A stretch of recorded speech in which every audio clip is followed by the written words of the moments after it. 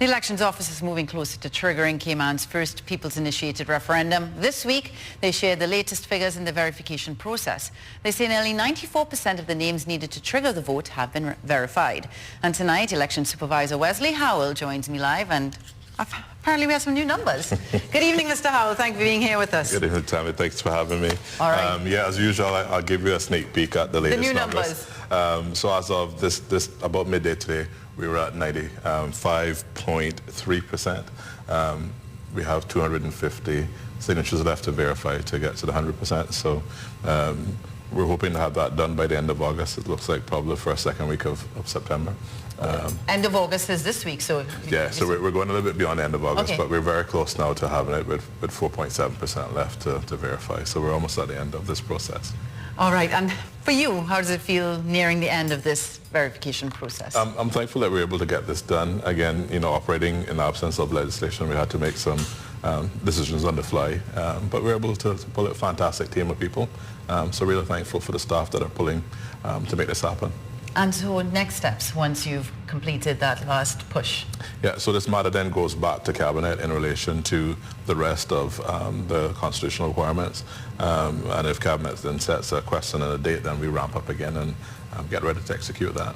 So even while you're waiting for that to happen, waiting for Cabinet to get all their ducks in a row, are you still going to have your team ready itself for the referendum? So we're preparing materials for training. Training actually kicks off within the next week or so. And we'll progress that training so that if we're called to go, we'll be ready to deliver. And so I guess this will be a good practice run before the next election. For 2021, absolutely. One of the things that we decided to do this time around was to ensure that our folks kept some level of contact with the office in the event that we had a by-election or any other request to go early in relation to that. So thankfully we've had everybody close to hand for the most part. So those staff members that worked with us previously are being ramped up again now to deliver on a possibility of running a referendum, a national referendum. How many staff members do you think you're going to need to be around for this process? Including police officers who are also part of sort of the security and safety on that day. We're looking at about 650 persons, so it's no small feat to get folks trained, equipped and ready to go and know exactly what they're doing. We only get one chance at this, so we have to be perfect the first time.